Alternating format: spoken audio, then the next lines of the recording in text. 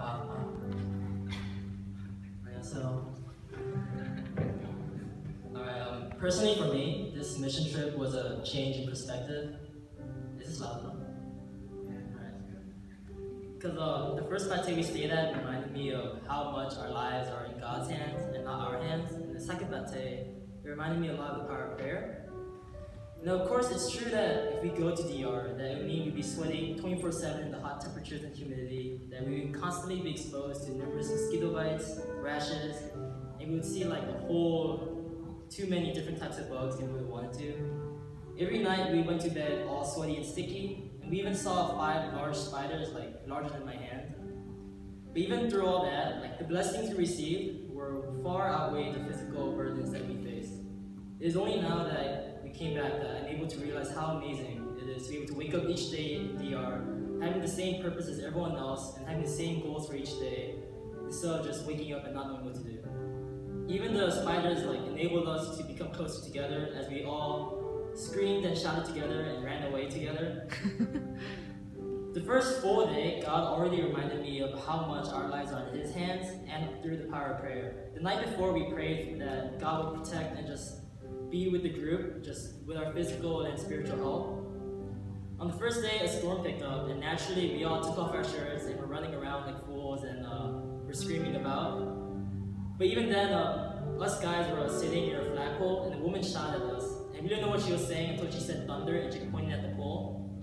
So naturally, we all sprung up and ran away from the pole as fast as we could, and Danny, since he's the quickest in these situations, was the farthest away when we heard the sound of snapping and cracking, and I saw a large tree starting to fall. We all shouted at Danny, and thankfully, he ran without even looking at what we were shouting at, and the tree crashed down, nearly missing him. Basically, he could have died, but we all agreed that God had saved his life for a better purpose in life, and it reminded us just how, in that mission field, we were already able to see a prayer being answered. Additionally, we had already reached a dilemma before our VBS had even begun. We were wondering if we should cancel VBS and how the rest of our days would go, since construction included the tree now. However, we decided to continue VBS, and the fallen tree only served as another blessing, as it served as a wall between recreation and the other groups. Another aspect of the mission trip that really touched me were the people of the second bate, Visa Frita, and how much they're able to give for others despite having so little themselves. Before I went on the mission trip, I think, like, compared to everyone else, I felt really prepared because I got too used to the Christian life, because I would go to church, I would go to youth group, and I wouldn't have a problem with that. I would pray in the morning and night, I would pray before food, and doing all that became just such a regular custom to me, and so I was fine going on the trip. I thought I was a good Christian, and it just seemed so granted.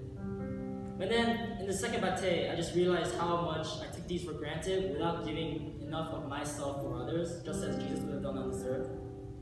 When we were in the bate, we went around prayer walks, we got to see all these types of people, and just seeing how much they're able to give despite having so little just really touched me. There was a guy who, his legs didn't work, so he couldn't walk around, he had to walk with a brace. And we asked him like what his prayer request was and what his life was, and even though he can't walk, he spent his life teaching people how to read and write in the community and worked very hard to serve others. To get water, we had to go to a pump, and sometimes it wouldn't work, but even then, a family living nearby would constantly give us buckets of their own living water so that we could use it. Even though like all we were using is for us to shower and whatever, they gave us their water which they used to drink, cook food, and basically live off of without a second thought. They like gave more and more buckets even though we said no. So the fact that they're able to give so much of their own, willingly and happily with a smiling face, was just interesting to see. Additionally, they're even willing to give us time, as the pastor of the church constantly sat at the entrance of the church keeping watch and protecting us. Even though there was nothing entertaining for him, he always kept watch and gave us his time. So many times here at home, I realized like, I always want some time alone to relax and rest, but second bate, it really proved the mistake in that thought. Because the second bate we stayed in the church, there were no walls, no barriers. The kids always saw us, and whatever we did would serve as a representation of what Christians from other countries are like. So we were always thinking that what we act is how people are going to see Christians. And I think instead of thinking that only when we go outside, we should always live, even at home and even outside, we should always think of living a life that God will be proud of. And overall, I think we should all go to a mission trip at least once in our lives. As in the mission field, like I know now, like when we're going to college and while we're in college and after college, it's hard to know what God's calling is for us in life. When the mission field is very clear, we're there to serve people, we're sent out, we're there to touch people, pray people, and just really connect with them.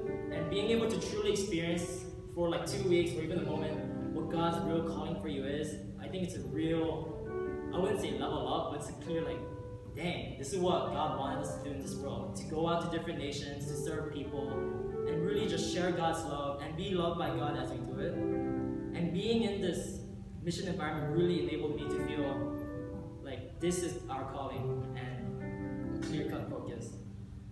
Of course, we have to come back, and I just pray that you all pray for one another, including for the mission team, that though there's a clear calling and purpose in the mission field, now that we're back home, it's only going to get harder as we have to incorporate it into our real lives. And I just pray that you'll pray for us